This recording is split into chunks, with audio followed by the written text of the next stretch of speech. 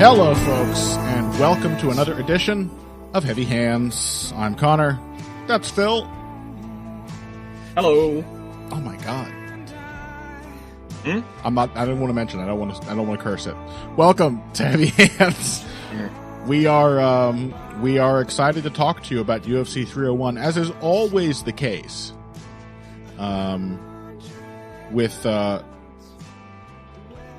With cards with some meaning, but that are not particularly good on paper. And this is not a defense of this kind of booking and matchmaking. They are more interesting after the fact, because then at least you have something concrete to talk about. I still think we have several indications, one of them very notable, which we'll talk about really soon, that this was not a wisely put together pay-per-view card for the UFC. But certainly it was an interesting card with lots of weird shit, which does seem to be sort of a theme for the UFC's increasingly sparing Brazil cards. And this one just had a sort of atmosphere of weirdness all through. Some strange officiating, some bizarre fight results, some big upsets. And all of it capped off, of course, with the triumphant return of post-USADA Jose Aldo and a controversial main event between Alexandre Pantoja and challenger Smith-Petrino for the flyweight title. Not a bad night of fights. Wasn't enough to not compel me to jump away after the Aldo fight to catch the last 2/3 of Canelo versus Munguia. Watched a little boxing, came back to Pantoja-Erceg about 2.5 rounds in. I enjoyed it. Nice night. The skipping around helped, but it was not an uninteresting card. Is that fair? Yeah. Watching it, I think I had the perhaps not particularly insightful revelation that this was really a card booked for the Brazilian audience, right? Mm-hmm. Because as it was going on, I was just sitting there thinking, all of these fights have been booked for as like relatively favorable bookings. I mean, within reason, Jose Aldo, Jonathan Martinez, and so on, for the Brazilian guy. One and very notable exception. Which was? Mikdebik Orolbai versus Elves-Brener, which I thought wasn't. Yes, that is very true. I thought, would have made sense maybe in the Joe Silva era when like a guy with Elves-Brener's very, frankly, very impressive UFC record thus far. You'd be like, okay, trial by fire. It's time to fight a style clash. Here's your chance to break into the rankings. Given the way things work now and knowing that he's already made not just a lateral move, but a downward move after his first 2 wins, and that this was basically just they needed a fight for this card with a Brazilian, my feeling was this is a waste of Elves-Brener. You should not. Yeah. If he's not going to be trying to break into the rankings, if you're not trying to maneuver him that way, then just give him fun fights. This is bullshit. Not that it wasn't a fun fight, and he still showed his incredible heart and scrappiness even then. And it really did give Orolbai a chance to show how damn good a prospect he is. But that was not a fight I expected Brener to have any chance of winning. And he did not. No. Yeah, other than that, it was mostly, and not all of them went the way you might necessarily expect, but you could, when you saw it unfolding, I was just like, oh yes, this is made for like a live Brazilian audience. You know, you've got Borralho-Potieria getting sacrificed in front of Shogun. Brito-Shore could. It's true. They had Shogun in the audience. They're like, look, see? Shogun who got inducted into the Hall of Fame, who looked fat and happy. I was very pleased to see him just spare tire, chubby face, wearing a polo. Like, this man should be firing up a grill right now. He looked great. I was very happy to see him there, and obviously a very deserving induction. Yeah, I didn't even think about the fact that the man who ended his career in front of a hateful Brazilian crowd, they spilled his blood to induct Shogun into the Hall of Fame. Yep, they literally just sacrificed him like a fatted calf. Splashed his gore on the altar. Yep. In the silliest, athletic mismatch they could come up with. Yep. Like, see, Shogun? Watch. And yeah, Petrino Smith, you could see why they made that. Similarly, Jose Aldo, Jonathan Martinez. Again, I think Jose was not favored in this fight, but but it's still it's definitely like a relevant bantamweight that he would have a serious chance. Yeah, they didn't give him Umar Nurmagomedov, they gave him a kind of slow kickboxer. So yeah, I mean, essentially what it made for is quite a well-constructed fun card, which was just like, as I said before we started recording, just like a good regional Brazil card. It just wasn't a pay-per-view. And that's fine. No. I mean, it's fine for me because I didn't have to pay for it. Yeah. And I think certainly, our critique that, the main event was not really a main event, and that Steve Erceg, while obviously, and he showed it here, obviously a very good, very promising fighter, was just not experienced or proven enough yet to warrant a title shot. I mean, he's literally number 10, in a division that still feels very much sort of, I don't know, disordered. Not a lot of I don't know. The movement in that division the last 5 years has been very strange. And a lot of the guys they've signed, because they have signed quite a few flyweights in the last couple years, don't really even feel like flyweights. They're picking up a lot of weird regional, tiny middleweight type fighters. But the critique that Erceg was not ready, I think that did, in fact, end up perhaps being the decisive factor in a fight that I think a year and a half from now, little more high-level experience, preferably a 5-round fight under his belt, which, when does that ever happen for flyweights before they fight for the title? He probably could have won this fight with a little more experience.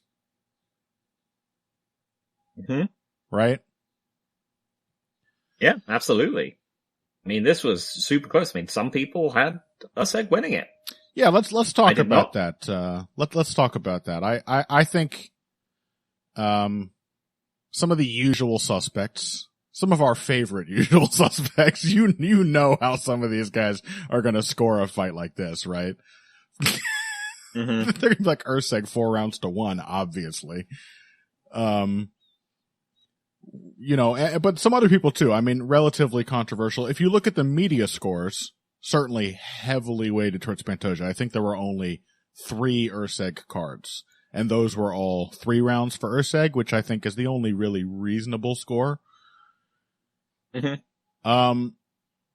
to go with, your old rule, Phil, I think at the very least, you can't be upset about Pantoja getting the cards here, because I think if you look at this objectively, it's 2-1. Exactly. There's one really clear round for Steve Erceg, which is round 4. And then there's another round I would definitely give to Erceg. That's round 2, but I think is close. It's still close. Basically, 2 of the rounds Erceg would have needed to win are split rounds. And then Pantoja clearly wins the first, and I'm sorry, clearly wins the 5th, in large part due to a massive strategic error on young Steve Erceg's part, when he insisted on continuing to go for the wrestling and ended up giving up a ton of control time when he desperately needed to keep building. Yep. Welcome to worst brain thinking. Yeah. Oh, I should add that, shouldn't I? It's not as bad as, from this card, I instantly added Petrino Smith. as for sprain, thinking that's like a real, but I guess, sadly, I will go in and... Steve Erceg trying to take Alexandre Pantoja down in the 5th round. Yeah. That is pretty bad brain thinking. Okay. Alexandre Pantoja. It's been added. Sadly, it's been added. Yeah. I feel like a Pantoja win is, in fact, the correct decision, and it should be one that you fully understand, even if you disagree with it. I don't think it's crazy to give Erceg the fight here. I think you could give him 2 through 4, and that makes a lot of sense. Yeah. But I think it's just probabilistically unlikely to shake out in that kind of way. Yeah. The rounds are too close. He has to win, and he has to win. Yeah, 2 of them. Yep. Always good. Who has the clear rounds? Yeah, that's the guy who wins. Yes. Yeah, this was a cool fight. Pantoja is cursed, I think, with having fights which are... Yeah. Have all the elements of being, very fun, without quite the drama. They're always good and competitive, and they've got heart and will, and they're back and forth and so on. But there is something missing from them, and perhaps it's just his chin ruining it for everyone. Mm-hmm. If he was having these kind of fights, and it was, he was getting dropped in a kind of Charles Oliveira kind of way the whole time, and then battling back after being knocked down, then perhaps there would be more drama. But as it is, it tends to be just a question of punch absorption, and how many times can the other person hit him without any obvious effect from Pantoja at all? I think that would just make people hate him more. I kind of feel bad for Pantoja. He's a guy who has just had a consistently very fun, action-packed UFC career and MMA career at large. Yeah, it's not his fault he's immortal. Yeah, but I feel like people now see him, because of these title fights, as a guy who will just sort of get outstruck and then sort of just suck the guy into some positional grappling match. And I feel like if he was getting dropped, people would hate him more. They'd be like, God damn it. He was going to lose, and then he did the boring thing, and the other guy, it's somehow not the other guy's fault that he couldn't not get out grappled. Damn it. I don't know. People just feel really turned on Pantoja with this title reign, and he's a fucking gritty dude. I respect him. I agree. The fights are not. Yeah, I guess. Yeah, go on. It's just anyone who has a non-decisive title reign. Yeah, I think always gets this kind of thing. Aljamain Sterling, Ben Henderson. Yeah, and Aljo's a good comparison, because not only are the fights, they don't feel decisive, it also always feels pretty messy how Pantoja gets the win. But that's part of why I love him. I agree, there's not as much drama as you would like in these title fights. There's weird asterisks. There's Brandon Royval refusing to do anything to correct the one thing that lost him the first fight. There's Moreno just getting worse before our very eyes. And just fighting an absolutely terrible, thoughtless fight.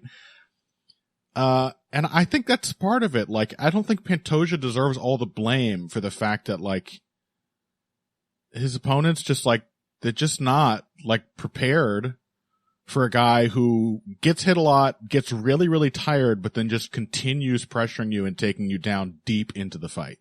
And I think part of it too is maybe just Pantoja's his style's just not as all out exciting in a 5-rounder.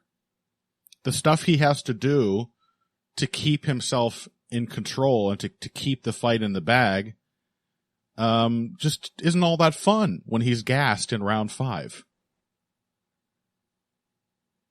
Yeah. Yeah.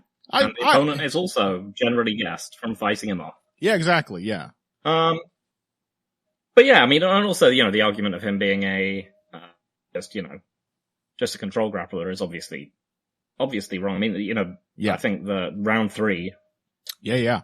He outstrikes Erceg quite a bit in that round. Yep. I think that's the round where he gets his eyebrow split open with the elbow. Yeah. But even then, he just lands a lot of clean shots on Steve Erceg. And actually a pretty in an Alex Perez kind of way, how I said his striking was like complete jank, but his ideas were good.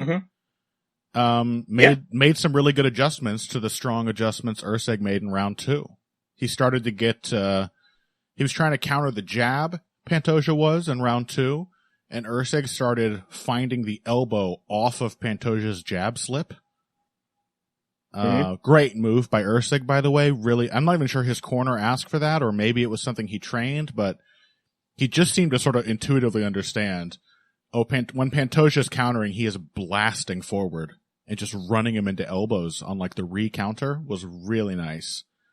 But then Pantoja started countering the jab with low kicks in round 3 instead, rather than slipping and lunging forward. And when he did blitz forward, he was throwing body punches. Like 5 body punches in a row. And Erceg was just eating them. So, yeah, I think Pantoja should get some credit for that 3rd round. It was actually he made some changes to his striking approach to stay ahead. And that's one of those rounds that I think is kind of hard to score for Erceg, even though he probably lands the best shots. People are overlooking all the good work Pantoja does in that round as well. Yeah, I think it's one I really struggle to give to Erceg. I think it's one of those ones where you have to really like Erceg to give it to him. Yeah, I think people trick themselves. The older Cruz Faber rounds. Yeah. And I think their second fight are one of my gold stands for this kind of thing, where Cruz is mostly smoking Faber, and then Faber will land like a flash knockdown. And if you really liked Uriah Faber, you can score those rounds for him. But yeah. I can't. I think some folks were tricking themselves into thinking that was a round where it was like Erceg's brilliant striking and Pantoja's purely control-oriented grappling. But no, it's actually very competitive on the feet. Pantoja, he's not a good technical striker, but he's not a bad striker either. He will find ways to get his shots in, and he hits hard. Yeah. I mean, I was mostly, I was happy with how we called this one, because we were like, yes, there's many things Steve Erceg could do to make this. Yeah. To win this. But we cannot trust him to. And that is exactly kind of what happened. I mean, I was thinking that, Erceg had so much less of a buffer in terms of skill set than, for example, Brandon Moreno did. Mm-hmm. Because he doesn't have the wrestling and grappling base, although he generally acquitted himself quite well. Yeah. In the wrestling and grappling. But it was just, he was so much more able to keep striking exchanges on his own terms. Mm-hmm. And even then, he was struggling a bit because it was very scrappy. So I think so much of what Pantoja does on the feet is drawing people into a Pantoja fight. And the thing is, against Moreno, it was the fact that as soon as Moreno could jab him up a bunch. But as soon as Moreno decided to sit down on his right hand, Moreno is, a JDS in that he has a very crafty left hand and an absolutely hideous right hand. The breaching whale overhand, yeah. Yeah. As soon as he threw his right, the fight would immediately disintegrate into Looney Tunes cloud of dust with arms and legs flying out of it. Yes. And Erceg for the fact that he wasn't, he isn't the same kind of fantastic grappler that Moreno is, does not have that problem. No. So Pantoja had to break open his defense rather than just be there until Moreno, decided to get wild with it. Yeah, Erceg wasn't just opening the door for him constantly. Yeah, no, Erceg throws a very good right hand and an excellent right uppercut. And his left hook is money. Beautiful. Number of times he found that left hook as he was pivoting out at the end of a combination. Even sometimes when Pantoja was like crashing into him and hitting him, he would still end the exchange with a really clean left hook. Yeah, his form does not disintegrate the moment he moves past the jab. So yeah, I mean, I think what also happened in this fight too, again, this is an experience.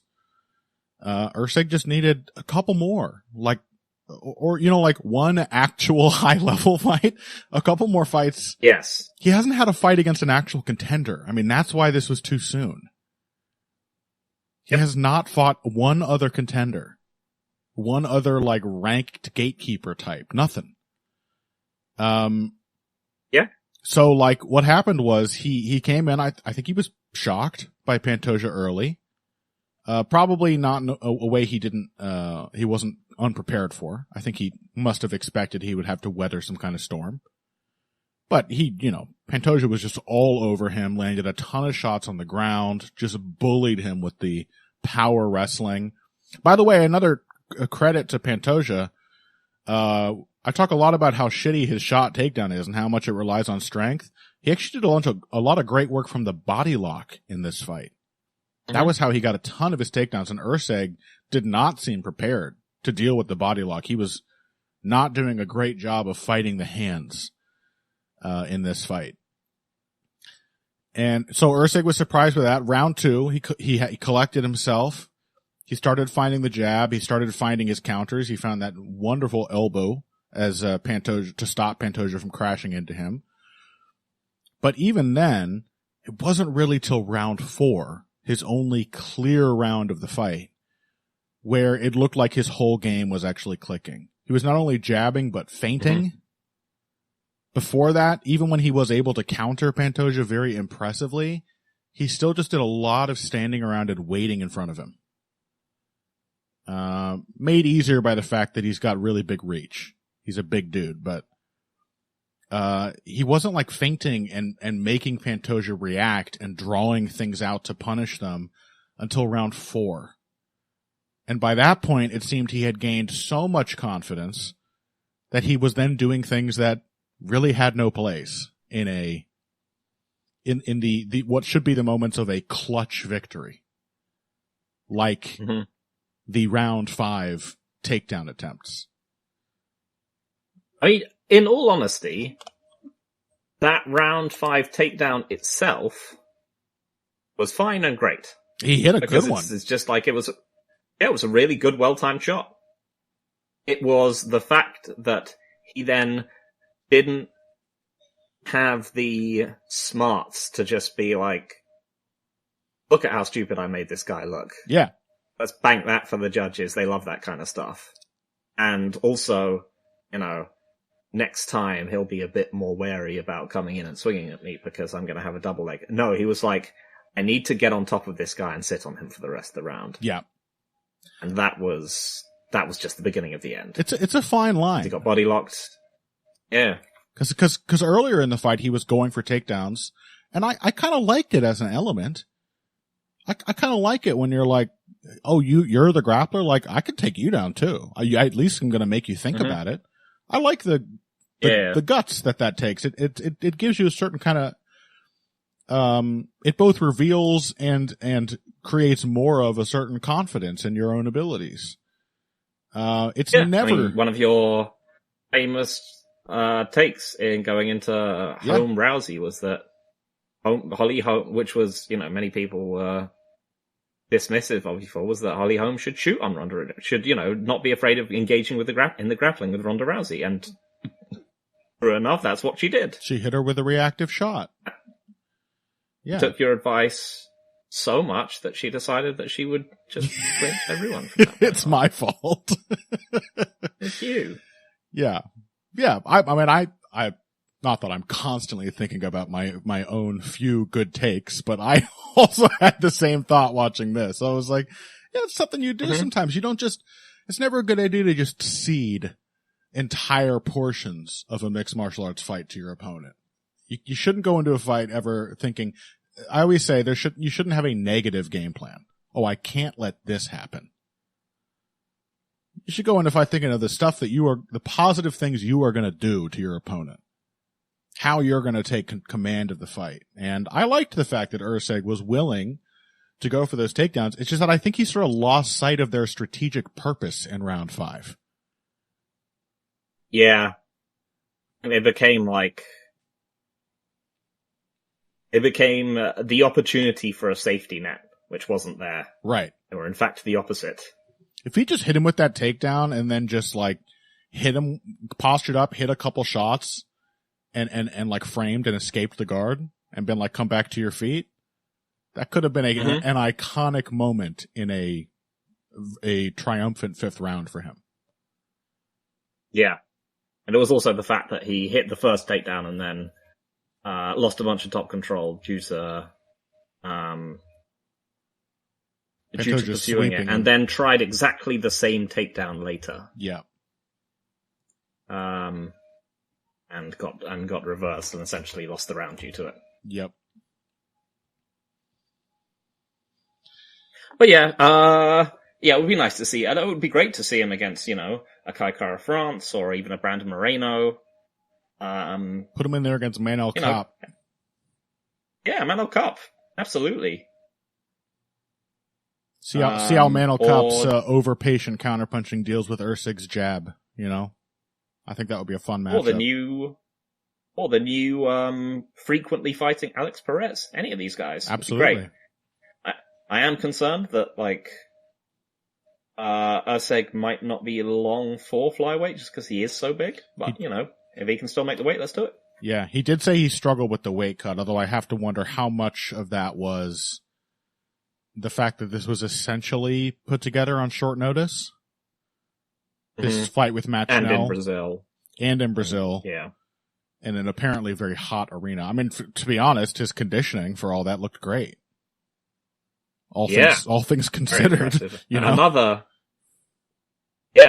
thing to, another unknown. I mean, to be honest, most of the unknowns that we could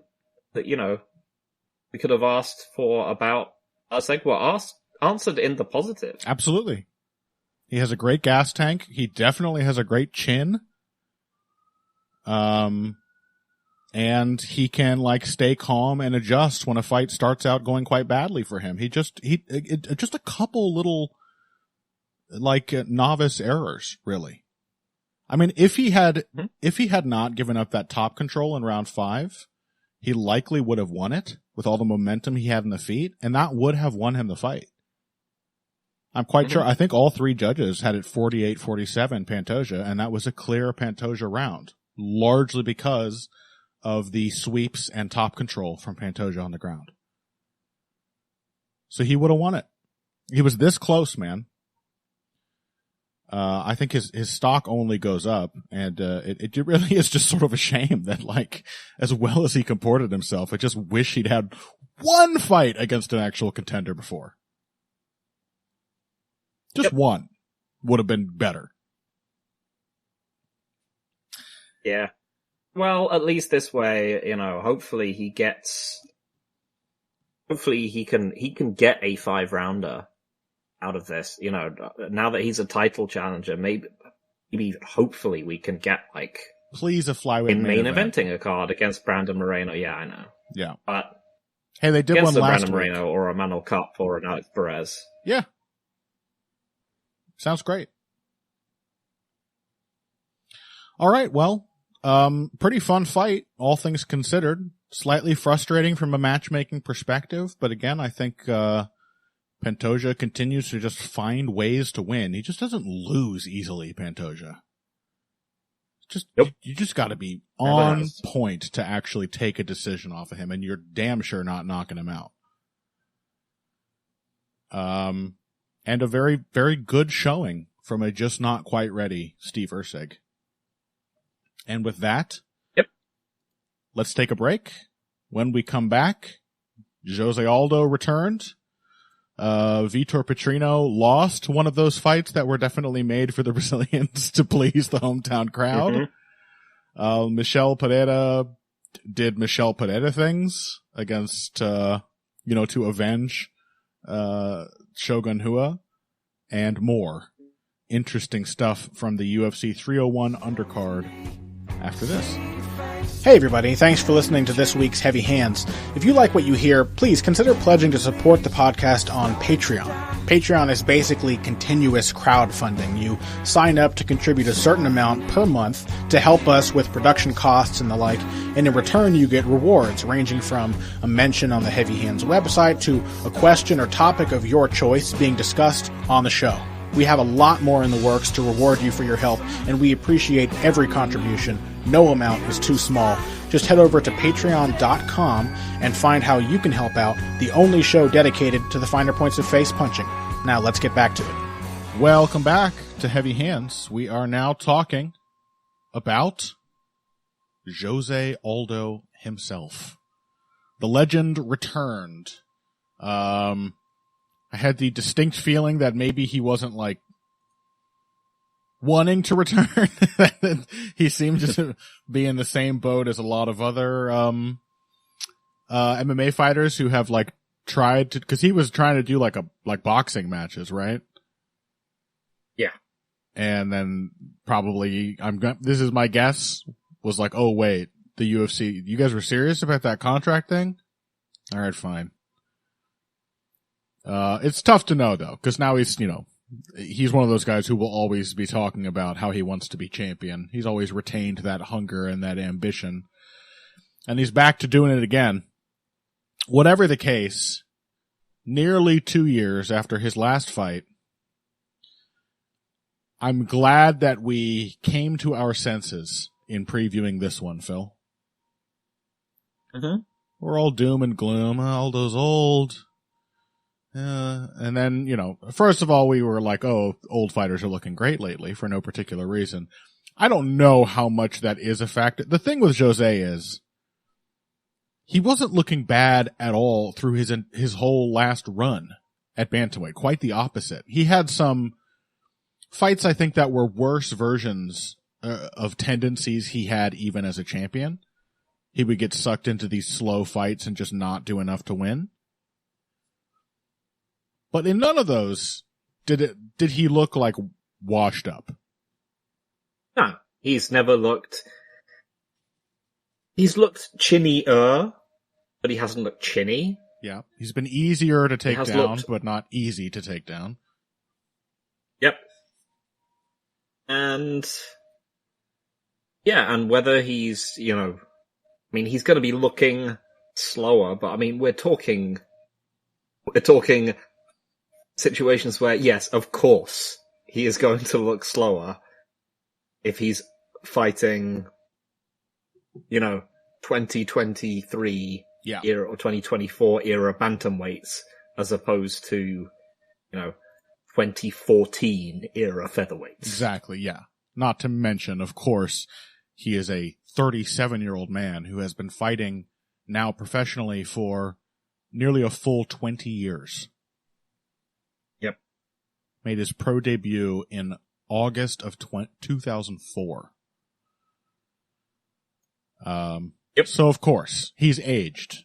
Time comes for everybody. But we have also noted in the past, again, it's not impossible that a lot of these dudes are taking advantage of the newly lax drug testing. But we have also noted in the past the tendency of truly elite athletes to just have a much longer tail on their primes than relatively normal humans who compete in MMA. And let us never forget, Jose Aldo is one of the best pure athletes in terms of speed, strength, power, explosiveness, agility that we've ever seen in MMA. He really is. And so as the king of the athletic cheaters, he's still looked like he has a lot of speed, a lot of pop, reaction times aren't as good as they used to be, but they're still better than a ton of bantamweights. Like, I mean, realistically, better than every bantamweights, I would say, to be honest. Yeah, I mean, pure reaction time. Maybe there is still no touching this man. Maybe a guy like Corey Sandhagen's a little more sharp on the defense. Nah. Not defense, not the ability to see something coming, and then to see someone moving and then check it and then know that it's a kick and check it, or right. Like slip and move. I mean, like he could, we've talked about how it's possible to push him out of position with feints and so on, but in terms of pure reaction speed, I just don't think Jose Aldo can be touched at either of the divisions he's ever fought in. I mean, he's the greatest defensive fighter ever in MMA still. Mm-hmm. So yeah, we came to our senses. We realized all this. We're like, does Jonathan Martinez look like a guy who beats Jose Aldo? I very foolishly said, does Jose Aldo check low kicks? And then you reminded me that when he cares to, he absolutely checks them better than anyone else. No surprise, as the greatest defensive fighter in MMA history. And this was one of those fights. He was like, oh, Jonathan Martinez has dangerous low kicks. He ate one, immediately checked the second one. And they were largely a non-factor. I mean, he absorbed a couple, but he checked a lot of them. And they kind of drifted out of Martinez's game after that. Because they just weren't getting through. Jose Aldo is not a fighter that you can beat with a one weird trick game plan. Ever. Nope. You got one little weapon that a bunch of opponents, like infuriatingly to viewers like me and Phil, just cannot seem to be prepared for. That shit does not work against Jose Aldo. And then everything else about this matchup, we're like, well, Martinez isn't comfortable or fast in like middle distance. He's got that heavy reliance on the high guard defense. This just doesn't look like a fight he should win. And indeed, he did not. Jose Aldo pretty much dominated him throughout the entire fight. There was a little pushback from Martinez. He finally worked up the nerve to start coming forward with combinations in round 3.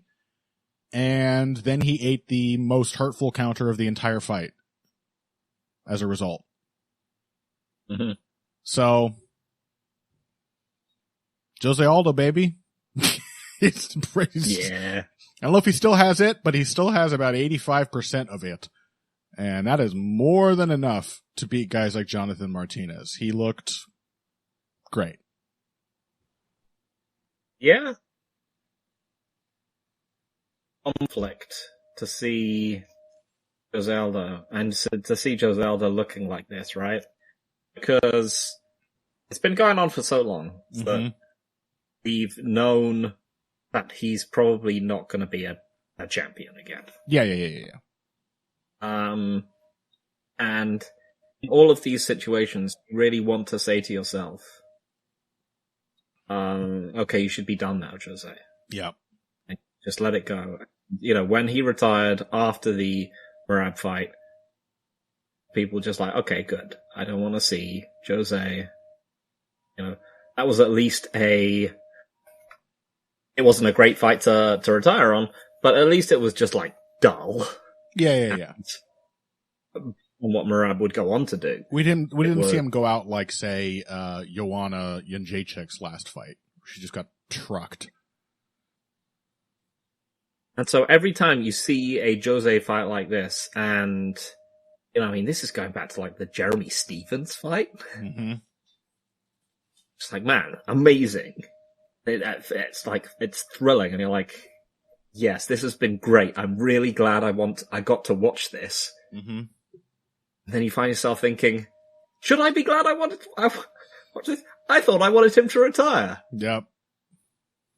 Like, how many more of these kind of playing with house money fights is he gonna have? Like, how many more of these fights is he gonna, do I need to see? Because I'm really happy to see them every time in the moment, and then afterwards I'm just like,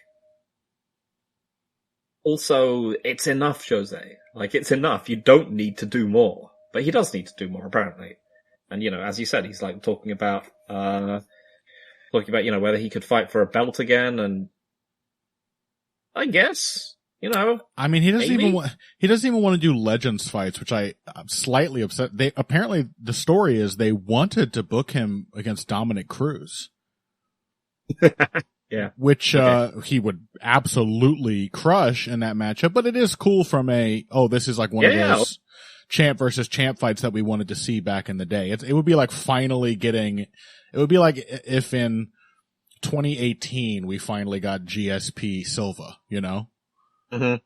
Like, this doesn't mean what it used to mean, but I'm glad I got to see it. Cool. Yeah. And Aldo was like, no, I want a ranked fighter. He was like, I don't want to fight Dominic Cruz. I respect it. He was just like, I don't want this old guy. Yeah, he's like, I want to fight somebody who will get me back to the title picture. Like, God, Jose, mad respect, but please, buddy, like, the thing is, Aldo has already had the crushing defeats. There are style matchups out there that are poisonous for him. Mm-hmm. He's already had that crushing defeat. Like, another one's coming. He's going to keep fighting until he just can't do this anymore. And possibly after. It's all he knows. It's what he's done since he was a teenager. And, but he's already, like, the Holloway fights, that's like, end of an era. Aldo's done. Mm-hmm. The McGregor knockout, gosh, shit, end of an era. He just wasn't done. Any of those times. The Jan fight, incredible war, looked great, but just couldn't keep up. God damn it. He's finally done. He just keeps coming back and getting slightly more favorable style matchups where he just cruises to victory. If not outright crushing his opponent. So I don't know. I'm here for the ride. He gets matched up against Song Yadong next. Are you like, yeah, sure, 100% Song Yadong's just going to kill him because he's an athletic cheater? And then you think about it and you just be like, why? Why would Song Yadong beat Jose Aldo? He's going to give him exactly the kind of fight that Jose Aldo is really good at. A guy who overswings, throws everything full power on the exact... Figueiredo is ranked number 6. Is he really? Number 6. Is Davison Figueiredo going to beat Jose Aldo? He's definitely not. Yeah. Corey Sandhagen, yes, he probably is going to beat Jose Aldo, let's be honest. Yeah. But yeah, it's one of those things. You just look at it and you're like, yeah, maybe you can do this. Yeah, as far as the fight went, like you said, it's just the absolute peril of trying to one and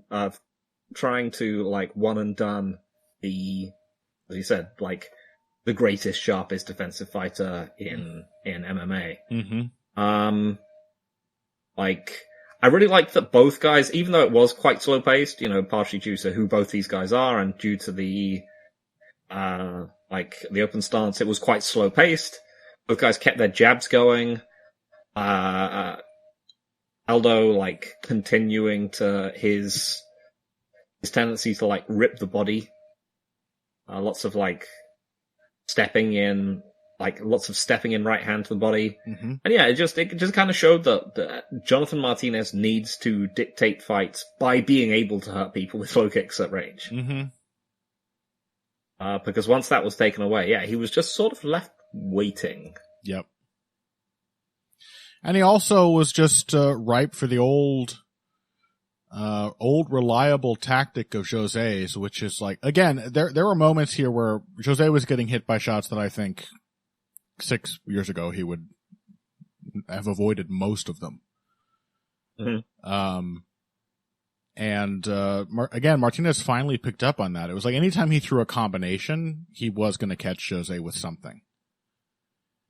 But there's a reason Jose was a guy who used to just masterfully control the pace of his fights back in the day, and it's because if you build a little momentum on him, you don't get to have that. That it doesn't come free. And he will immediately sit down and fire off 4 of the scariest punches you've ever seen. And that happened a lot. Every time early that Martinez tried to build any initiative at all, The classic Aldo move. Just rip counter combinations, and Martinez had to back off. I mean, he was getting hit. Like, he had to respect it. He was getting hit hard. Yeah. It actually occurred to me, because this weekend I watched both this and the Canelo fight, that they are kind of similar fighters. Yeah. That, because this was a fight, for Canelo. He fought Jamie Munguia, and this was a fight where it was very much the whole kind of like slow or spotty pace thing. A lot of people were like, he's carrying Munguia? Why is he doing this? And like, I've seen enough of Canelo to know this is a guy who he is one of the most beautiful punchers in boxing. Like, every single part of his offense, which should say nothing about his great defense, but his punches are textbook perfect. But they're pretty much all power punches. He doesn't throw a lot of shots away. He doesn't half power many of his punches. And as a result, every time he goes, he burns a ton of energy. And that's the Canelo thing, is that his fights have the pace they do, and he gives away rounds like mid and late fight the way he does because he has to pace himself to extend himself further into the fight. He's really good at doing it, but that's just part of his process. Aldo's very much the same kind of guy. As wonderful a technician as he is an all-power, all-the-time striker. Even his jabs. He does not throw them lightly. He does not paw with his lead hand. He doesn't flick people with his jab. He tries to smash them. But this just showed that, like, as simple as an approach as it is to extending himself and keeping the pace of the fight under control, it works for a reason. Like, nobody wants to walk into those counters. Nobody wants to eat those vicious body shots and then try responding when you know a huge hook to the head is coming next. Or a huge low kick that rips your base out from under you the moment you try to plant your feet and throw. It's just a really, like, sort of beautifully simple approach to being a hoss who hits like a truck while at the same time has great boxing technique. Yeah, I mean, it's an extremely perfectionist approach, I think, is one way of looking at it. Yeah. These guys want to do the right thing all of the time for the best reward. Yeah, exactly. So that every punch that Jose Aldo or Canelo Alvarez wants to throw, it wants to be the perfect left hook. It wants to be the perfect jab. There's no, it's along the same spectrum as, what Machida used to do with karate, where it would just be that you want the, one strike, one kill kind of thing. It's a little like that, in that it's just that you want to do the perfect thing all the time. I think it's what's led to both of them being such, lauded as such incredible technicians. It does also have its flaws, because you can't be perfect all the time. You can't always,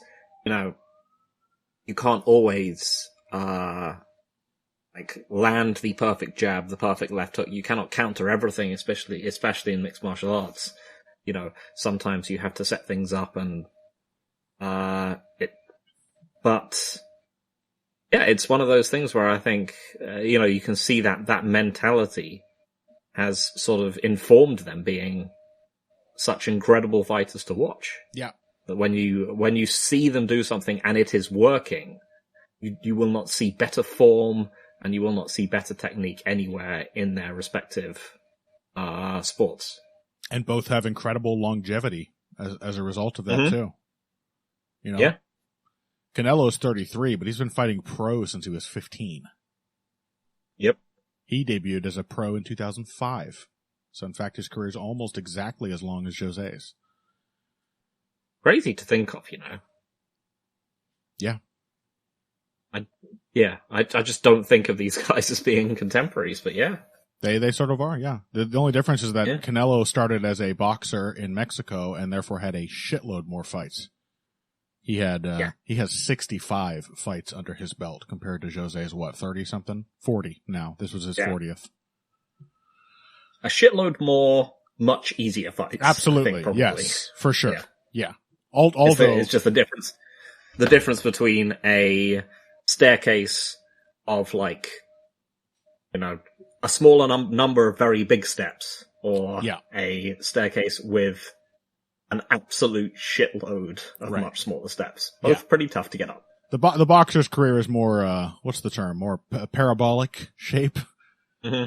It's exponential. There's a pretty slow, low grade at the beginning as you climb up, and then suddenly you're fighting better and better and better guys always.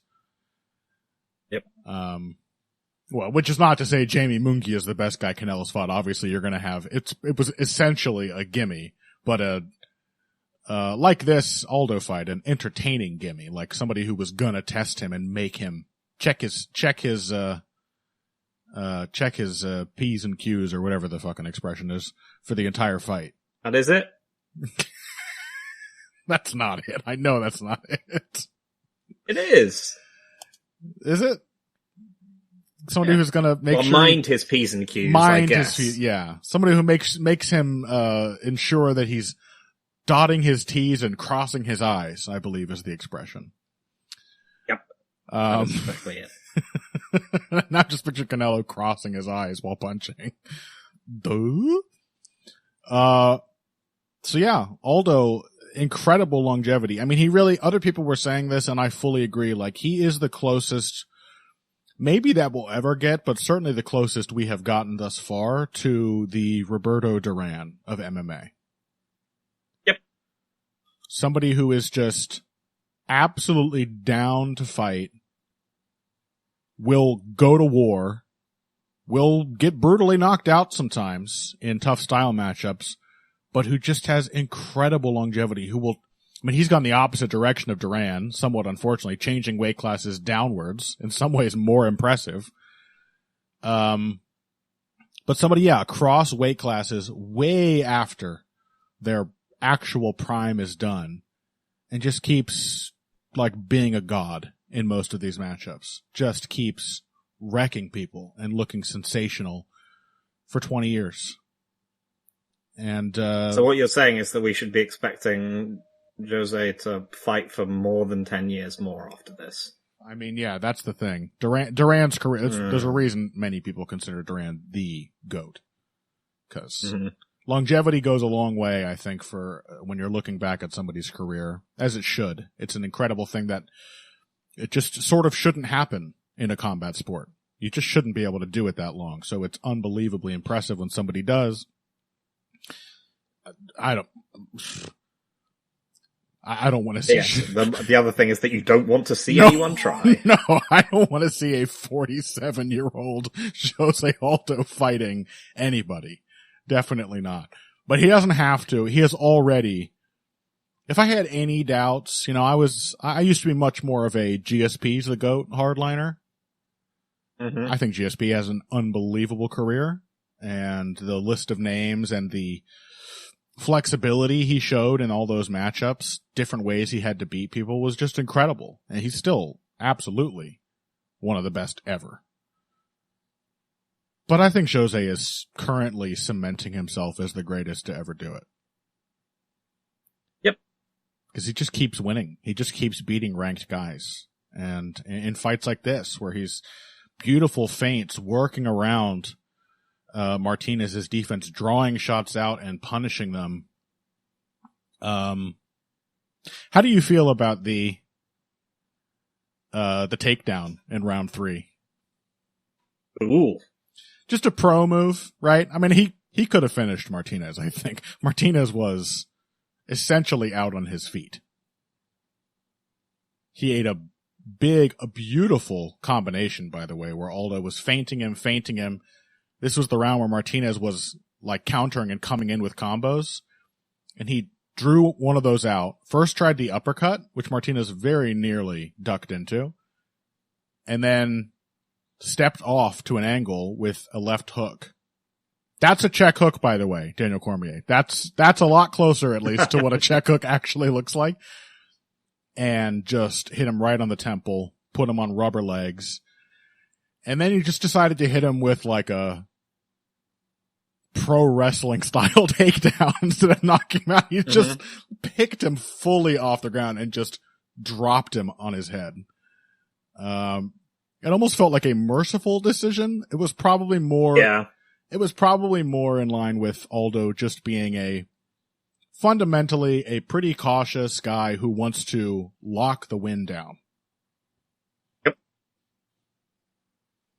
But yeah, it was cool. I would have probably preferred to see a finish, and I'm sure the Brazilian crowd would have, but it was still, it was a cool takedown just to see him throwing again, like a ranked fighter around like a child. Yeah. I'll give you a chess analogy, Phil. I know you love those.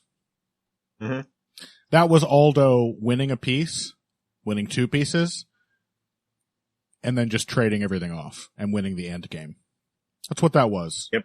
It's the safe way to do it. You know, you have the big advantage. You can press for the attack. The guy's doesn't have enough material left to stop you. God knows you could probably checkmate him. But why bother when you can just trade queens and just win? Professional.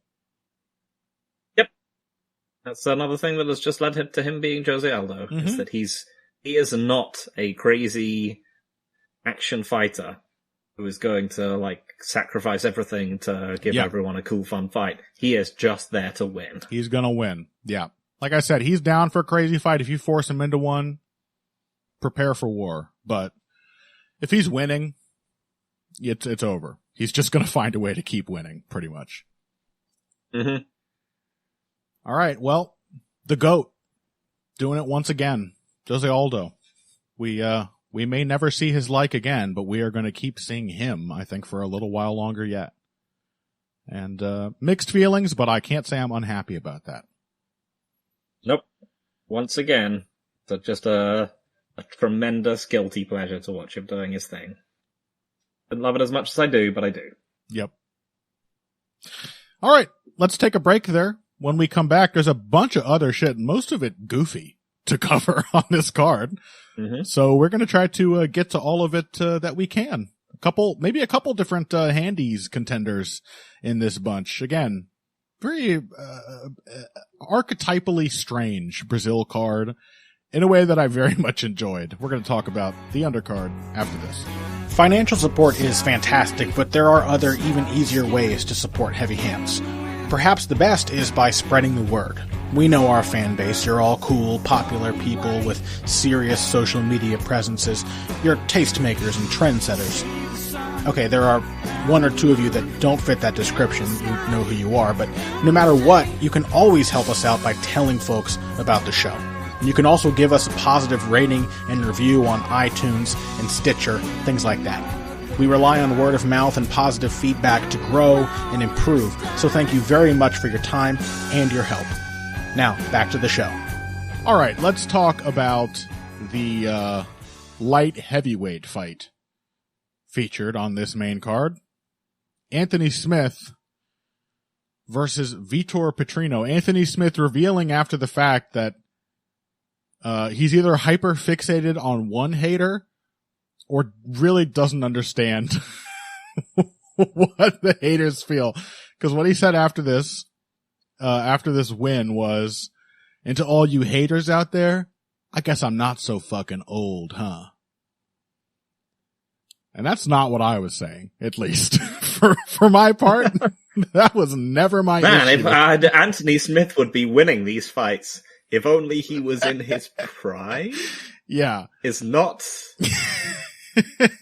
the kind of thing that I've been saying about Anthony Smith. And to be clear, I wouldn't say I'm really an Anthony Smith hater. Like to the extent that I am, it is entirely not his fault.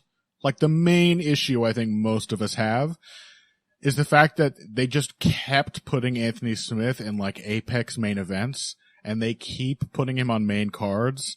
And I just don't care about Anthony Smith to that degree.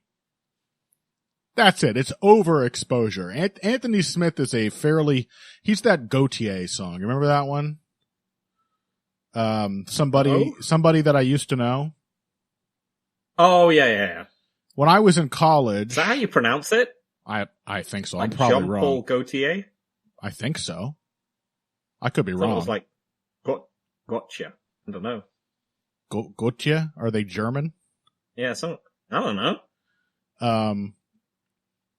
When I was in college, that song came out, and I did not listen to the radio. I still don't.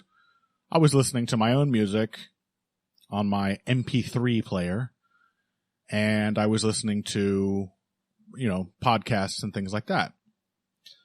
So I came back to work my summer job at the local swim club. Lifeguard Connor, all bronzed, muscles popping, oiled up. Yep. Covered in, just looking, cocoa butter, just looking real summery. I come back to the swim club and I envision it right now. And I heard this song, somebody that I used to know. It's a good song. Mm-hmm. I heard it for the first time. I was like, oh, it caught my ear. I was like, this is not a standard pop hit. This is interesting. Interesting melody, kind of dark, cool instrumentation. And I said that, in front of 3 or 4 other lifeguards and concession workers, and they all rolled their eyes and groaned. Because, of course, they were listening to the radio, and they were absolutely sick of this song by this point. It had been playing nonstop for like 3 months. It was a huge hit. That's Anthony Smith. He's a good song. I'm just done. I'm done with it. It's nothing to do with his age. Nothing at all.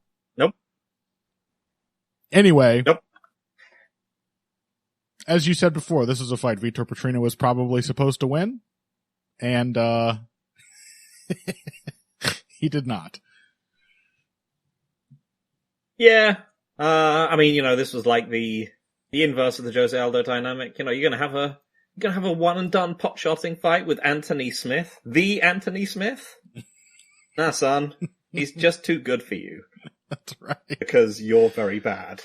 Yeah. But yeah, in the most blunt and disrespectful way, the win conditions of beating Anthony Smith, Jose Aldo, are often sort of similar. I suppose. You either lure them into a terrible one and done fight, or you just overwhelm them with pressure. But yeah, standing at distance and waiting is not going to do it against Anthony Smith. No. No, it will not. He's just like a sharp, powerful, and dangerous fighter. Yeah. And I love that. Pereira-Potieria has not beaten anyone who is any good. Yeah, I also love no. His last fight, he fought, God, who was it? It was dreadful. Absolutely dreadful. Tyson Pedro. That wasn't the Pleasure Man, was it? No, he did fight. That was a fun fight. He fought the Pleasure Man, Anton Turkalj, in his UFC debut. And he was so violent and Turkalj just refused to die that Petrino got horribly gassed, but just kept throwing heat. I watched that and I was like, this is the new Thiago Santos. This is like a beginning of Thiago's light heavyweight run. And as I said to Zane, either this week or last time Petrino fought, he has really done a speed run on the Thiago Santos light heavyweight career. Yep. He's already gone on to the point where he's just doing nothing. What the fuck? What happened? He fought Turkalj in a stupid war. It was 2023. Yeah, he did it in a year. Yeah. Incredible. It'll never be topped. Nobody's going to do Thiago Santos' entire career that quickly. Yeah, he's just turned into a very capital T technical light heavyweight rapidly. And it turns out that not only has it actually not stopped him from doing stupid shit, but he no longer does enough stupid shit that it allows him to win. I also liked that after this, Anthony Smith said, there's levels to this game. And as I said on Twitter, I guess there are. As I said on Twitter, Pereira-Potieria just found out there's levels to this shit. And this was level 1.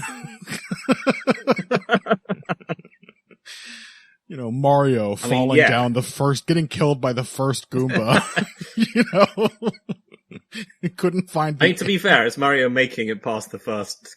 It's Mario making it past the what is it? The Koopa Troopers, and it's a Goomba making it past the Goombas and then losing to the Koopa Troopers. Yeah, exactly. Like, yeah. I mean, the levels here are like the levels you are beating are like Tyson Pedro and Anton Turkali. Yeah. And yes, Anthony Smith is indeed a level above these guys. That does not make him actually particularly good or mean that he's beaten anyone relevant. Jump the first Goomba. Stomp the second one. Guy with a shell shows up. Da, da, da, da, da, da, da, da, da. It's over. To make clear what happened for anybody who didn't watch, and you should watch, I mean, it's only a minute long. It's 2 minutes. Petrino sort of can't figure out how to close the gap on the Anthony Smith, who does his thing, you know, moves his feet, keeps the jab in position. Then Petrino sort of gets Anthony Smith shelled up against the cage, sort of overwhelms him. I think he even goes to the body, you know. Nice. And then he just goes for a takedown. Anthony Smith fully locks up an arm in guillotine. Petrino muscles him off his feet, lifts him straight up in the air, no attempt or apparently knowledge of how to create an angle when finishing the takedown, just smashes himself down into Anthony Smith's guard and instantly taps. It was not high level MMA. It was not high level. Bad thinking. Once again proves that any form of submission offense is essentially a cheat code at light heavyweight. Yep. So there you go. Anthony Smith. Eat that, haters. Yep. How dare you call him old? He's not old. He's not old. Quit attacking his family. It's just all the people that he's beaten that are relevant are. Yeah, I guess, but did we miss this when we talked about it on the handies? I guess Anthony Smith had like a traumatizing home invasion incident. Yeah, he did. Somebody is that what he was going through when he was trying to convince himself? Was he trying to convince himself like to get fired up because so-and-so was the guy who attacked his family? Is that what he was trying to evoke when he said that to Johnny Walker? I hope not. Johnny Walker doesn't deserve that. No. Anyway, that's done.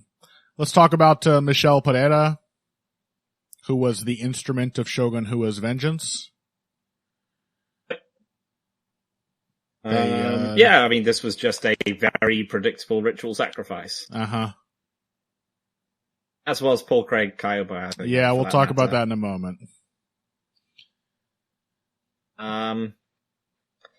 Yeah, I mean, I was looking at this at the beginning, I was like, well, maybe Ihor's going to be able to hold range and lure Pereira into like a slow, stupid kickboxing match of the kind that Pereira is actually quite happy to have.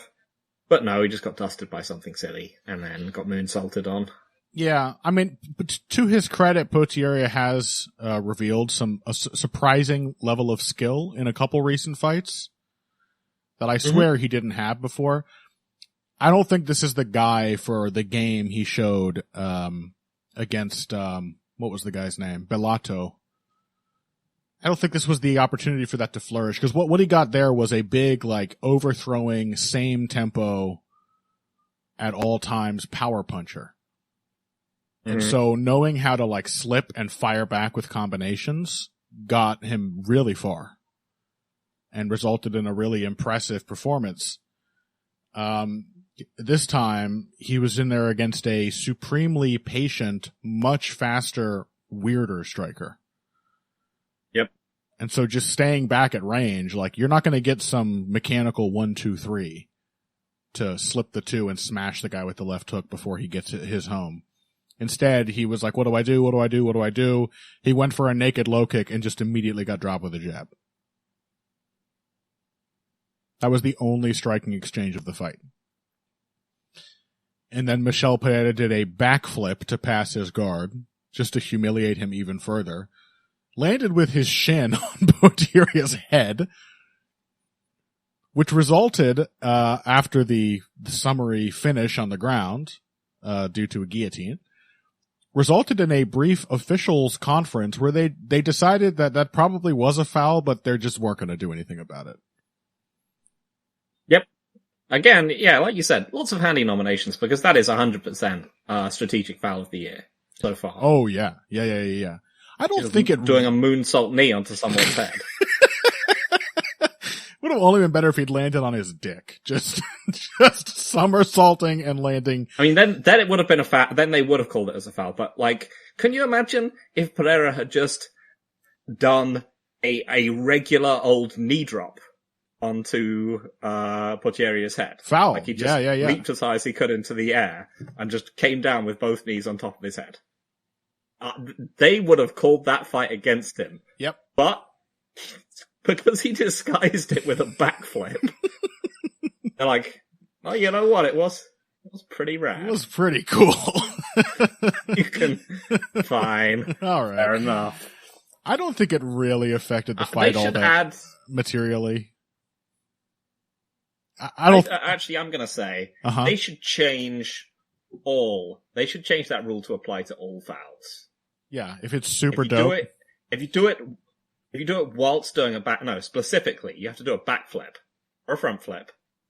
If you do a front flip, you can do all fouls. Yeah. Like, if you do you can do the equivalent of a rolling thunder, but it's an eye poke.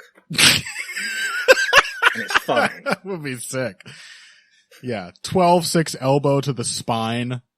As long as you backflip, buddy. Yep. If you somehow manufacture that. As long as there's a flip. I agree. It's totally legal. I agree. Yeah, I mean, I think I don't really have an issue with the officials just deciding to not care, because I just thought it was funny. They all, gathered. They were like, watermelon, rhubarb. Just all pretending to have a serious, and they just decided not to do anything. Why even gather at that point? But I don't. I mean, that is to be sure how yeah, MMA has legislated a bunch of its fouls in the past. I mean, famously, slams. Yeah, and spikes and so on. Is that there is an unspoken understanding that they are rad. Yep, and that you are never going to get sanctioned for slamming someone on their own. No, I mean, the rule is you get away with 3 fouls that aren't rad. So what the fuck, they're going to call that one? Yeah. But the point is, I don't think it's not like it was a hard kick that hurt Potieria to the head. I don't think it was sort of just landed on his neck and jaw. I don't think it hurt him. Mm-hmm. No, he looked fine. He was standing up. Yeah. And struggling to get to his feet, and then he just got, choked unconscious. Yep. So, I'm fine with it. Cool foul isn't a foul in my book. And then, you already mentioned Borralho, Paul Craig. Zane Simon, who I do the vivisection with, absolutely hates Caio Borralho and his whole team. They have their fighting nerds gimmick. Mm-hmm. Which is just not as cool in his eyes, or mine, as the Brazilian guys who idolize Charles Oliveira and all dye their hair blonde gimmick.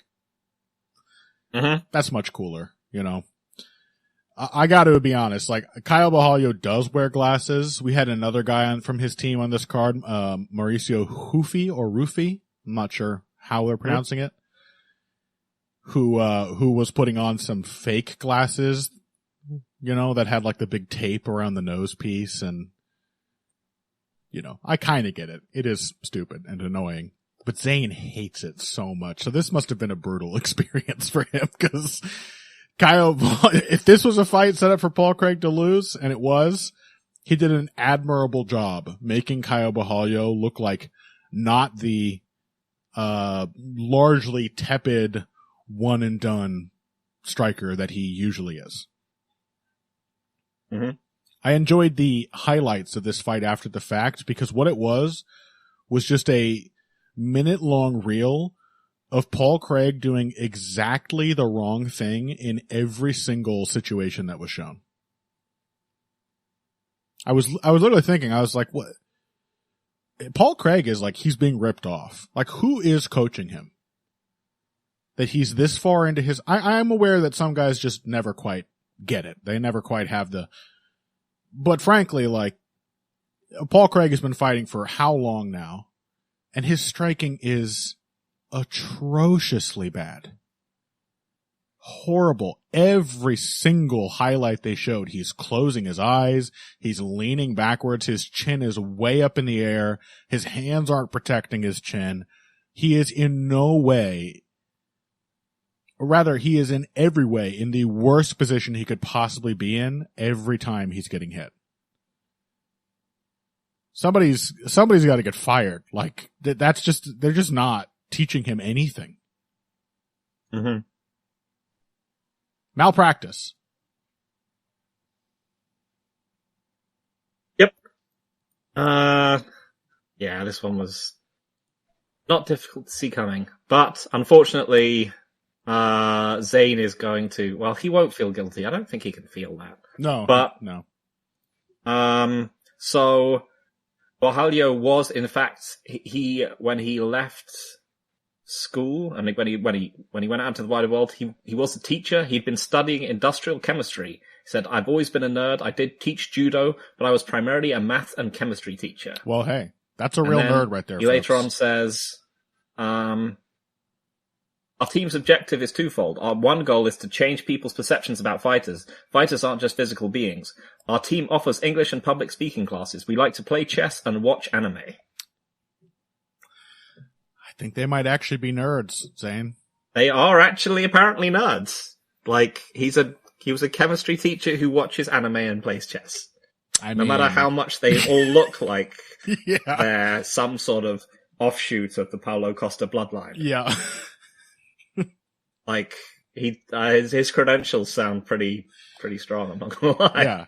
Kaio is he sounds quite nice. Kaio is the child of Paulo Costa's father, who would he told his father he wanted to learn chemistry, and his father disowned him for being gay. Yep. You know. But yeah, I mean, I think this was just the matchup that again, Caio Borralho is a good fighter. You know, he's good enough at the striking and light enough on his feet.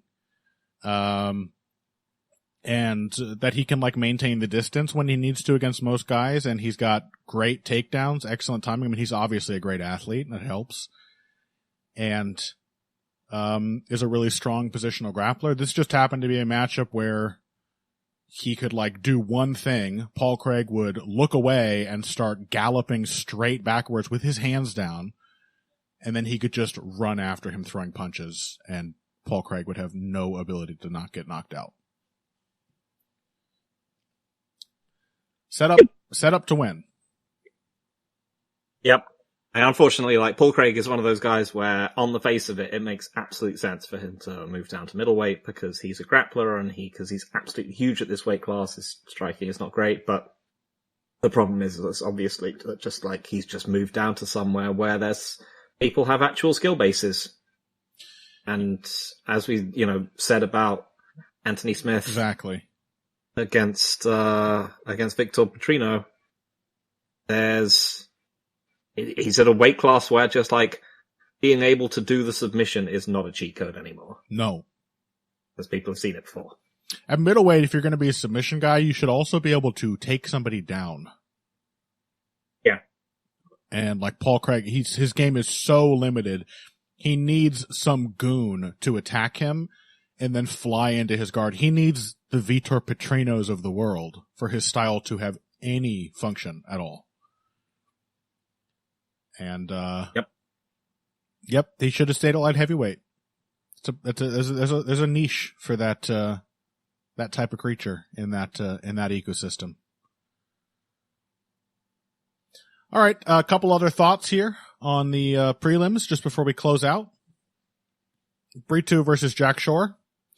Strange ending. Apparently the doctor maybe thought there was a fracture. Seems like there wasn't. I did not expect to see any fight ever stopped for a cut on the shin. Gruesome as it was, that is not really a fight-ending injury in my book, or I think the books of like anybody who was watching. On the other hand, wasn't going great for Jack Shore, was it? Nah, it was one of those ones where I was like, well, this is probably in some ways a mercy. Yeah, exactly. Which we knew. I mean, I fully picked Jack Shore, like saying, don't pick Jack Shore. He's not only up a division, but he is once again against somebody who is just simply a much stronger, faster, more powerful athlete. And yet Brito just bullied him. Yeah, it was a pretty concerning performance, I think, in general. Yeah. For sure. Because, I mean, I don't know how he thought he was going to win this fight. Yeah. But it wasn't like this. Yeah, he had to have Brito on his heels. He had to be, like, making him think about whether a jab or a takedown was coming. Like, just camping out on the fence and looking for counters was never going to be it. Yeah, and I think this is a thing we saw in his fight with Ricky Simón as well. Like, I think Jack Shore is fundamentally a bit of a slow starter and somebody who will only fight aggressively when he's kind of had his caution has been shocked out of him. And, you know, he does have that gritty mindset. I think we saw him beginning to access it in the second round of this fight. You see Jack Shore start to snarl a bit and start to counter with more authority. And against Ricky Simón, too. I mean, the shot that ended that fight was because he was trying to push Ricky Simón back. He realized he had to actually get aggressive, and then he walked into a huge counter. But if that is just going to be part of the playbook, there is absolutely no reason why anybody should be starting a fight with a guy like Joanderson Brito, just like letting him back you into the cage immediately and for the entirety of the first round. And much of the second. I mean, the kick that split him open, his back was to the cage. You should never be thinking, what I'm going to do first is defend all the stuff he wants to do. You gotta take command.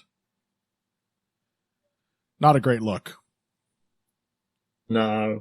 Yeah, super concerning, I think. Whether it was, you know, Shaw either getting, you know, Shaw maybe hasn't recovered from that loss to Simón, or maybe his game just doesn't work that well at this weight class. As said, Makwan Amikani was such a forgiving style matchup to get as, you know, your introduction to this weight class that you just couldn't take anything away from it. Yeah.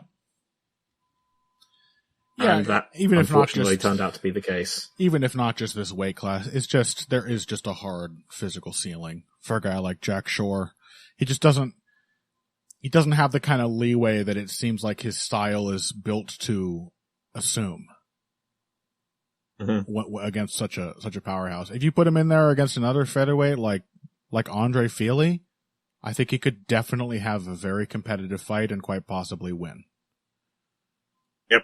But you can have a much cruder technician who's as beastly as Joanderson Brito, and he's just not going to get going nearly soon enough. All right, last one to mention. Elves Brenner. Mikdebek Orolbai. I realized watching this fight, because I was trying to make as many silly elves jokes as I could, that I would die happy if I got to hear Bruce Buffer say in his Bruce Buffer voice, "Fighting out of Rivendell!" That would tickle me pink. But since that's not going to happen... Not unless he joins the fighting nerds. No. yeah, that's a joke. Somebody send that joke to Kyle Bahalia. He'll love that one. Yeah, what we had here was a tremendous action fighter in Elves Brenner. He's part of the, I think, is it Factory X is the team? I'm not sure. Those are all the guys who idolize Charles Oliveira. They've all got the blonde hair, and he's the best of them. No, it's Chutebox Diego Lima. Yeah.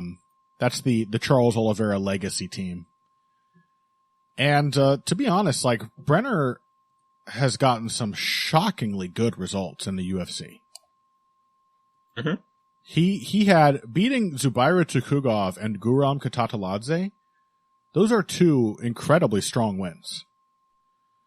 So it's not like he's just an action fighter. He went in there against two good athletes, who maybe have some problems with like consistency, but are sharp and dangerous and technically, solid fighters.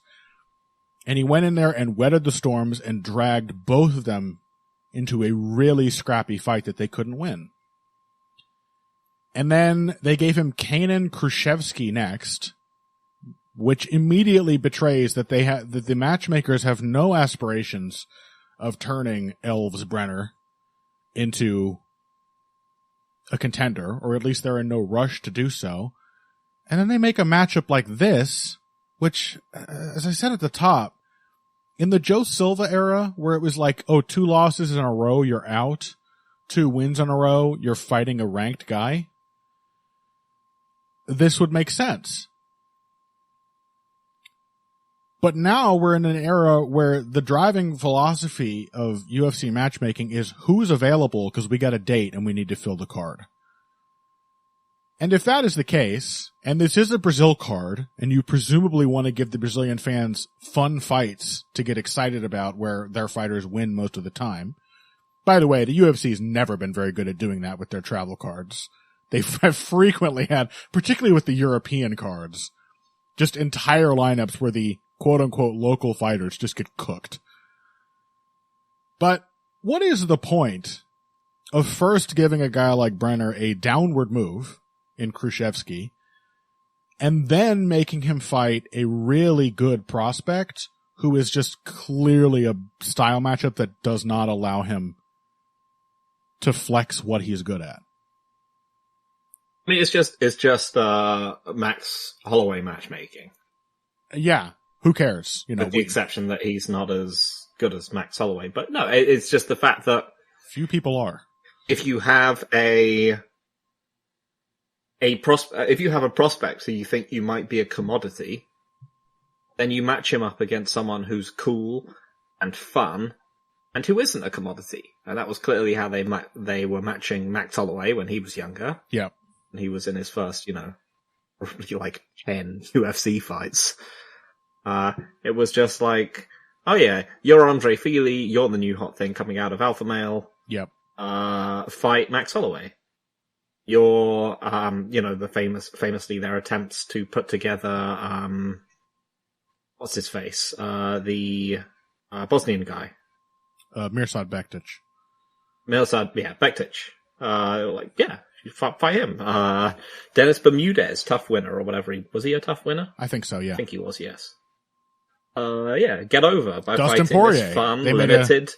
Dustin Poirier. They made a documentary about all these up. Yeah. Yeah, get over by fighting this, fun, limited action fighter who will probably test you and give you a war and probably lose. Yeah. The thing with Max Holloway is that he just started beating all of these guys, but he had to beat, or at least a lot of them. But that is the thing. He had to beat a lot of them before they started viewing him as a commodity rather than just a fun test. And yeah, this just kind of shows this is them trying to establish who their commodities are, and he's just the measuring stick at the moment. But yeah, once again,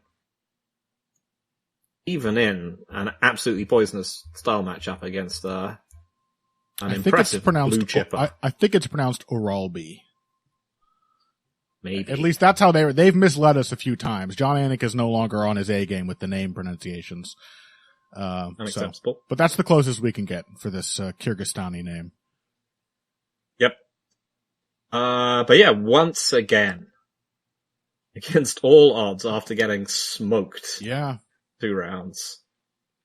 once again, he managed to pull it into an crazy, like, war where you're like, man, is this guy gonna lose? He's good, man. He's actually good. Like, he's a bit of a messy fighter. He doesn't have a great deal of risk assessment, but I think seeing a fight like this in such an obviously bad style matchup, Elves-Brener might turn out to be like a very good fighter. Mm-hmm. I mean, yeah, it's the clutch thing. That's more important in some ways than like an actual technical base. Absolutely. This guy finds ways to win fights or finds ways to turn them into winning fights. Yep. Yeah, that is the quality of all great professionals, is like, you just don't die easy. Somebody completely has your number. You get into round 3 and you're like, I'm gonna win. It is a mindset that most even pro athletes do not have access to, but the best do. I mean, it really is an elite quality that Brener clearly has in spades. So this ended up being a far more interesting matchup than I expected, because it really did show what a great prospect Orolbai is. Tremendous wrestling game, and he really found a lot of ways to find openings for his strikes off the threat of those takedowns. I mean, Brener ate like 9 huge right hands in this fight. Yeah. But it also really showcased that clutch factor that Brener has, because Orolbai was so gassed, and somehow Brener, who was also absolutely gassed by the end, somehow he just mustered the nerve to fight as if he wasn't, as best as he could. Round 3, getting out-grappled, thrown around the whole time by a stronger and better wrestling technician, and almost made it happen. So, I love him, man. I'm going to be watching him very closely. You know what I think it was? He didn't do the blonde hair. Yeah, I was thinking. He couldn't go Super Saiyan. Never again. Yep. But, yeah. And admittedly, the blonde hair does always end up pink, but... Yeah, that's the good part. Yeah. I don't know what evolution of Super Saiyan that is. I don't know if they've got there yet. If this was the 90s, I would make a joke where I say Super Saiyan with a lisp. But it's not the 90s, and I won't do that. Wait a minute. Is it Evil Goku? Maybe it's Evil Goku. Yeah. Wait, he has pink hair? Yeah, he's evil. You know, the classic evil color. Pink. Yeah. Obviously. Yeah, I mean, all around an entertaining and strange card. Not a ton of really momentous fights, but I do feel like we did see a couple of like, we probably saw the early memorable stages of some real like storylines in the UFC. Some contenders getting their early wins, some possibly like mainstay fighters showing what they're made of, and a couple of question marks very definitively answered. Yeah, this will be one of those cards where people will look back on it in a few years and they'll be like, remember when we had Orolbai versus Brener? Right. And they were just like on the prelims? Yeah. Remember how deep fight nights used to get? Yeah. That you could have that there. That is a thing, you right? had Joanderson Brito, and he went on to fight for a title.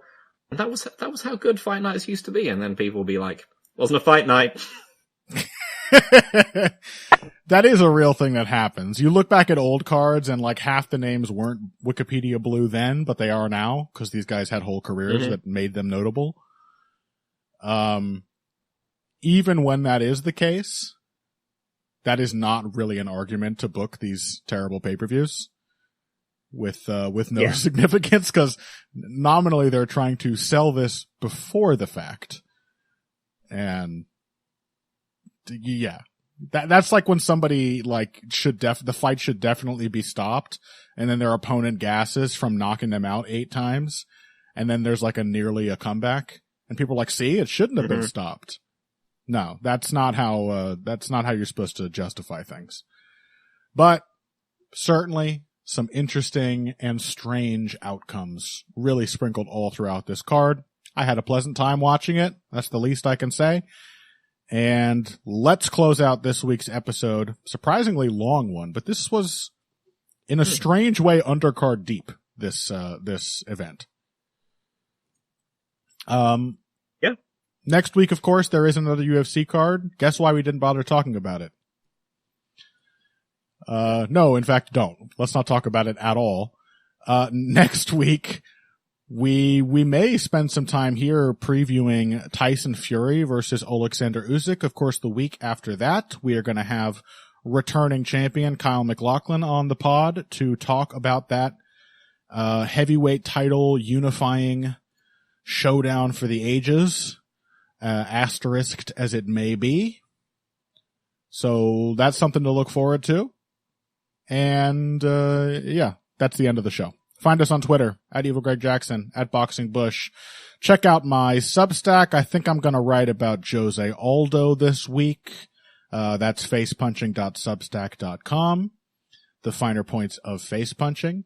I'm also going to be starting a very ambitious project where I write a very long series of short articles, essentially just explaining the mechanics of every striking technique I can think of.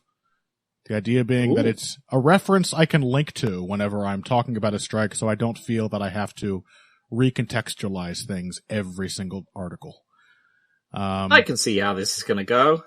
I'm going to start writing about the jab, and then what do you mean? It's going to turn into, you're going to be completely unable to finish writing about it because you'll be like, "There's so much more to say about the jab," and then you'll never finish it. Let me say, I did start with a growing.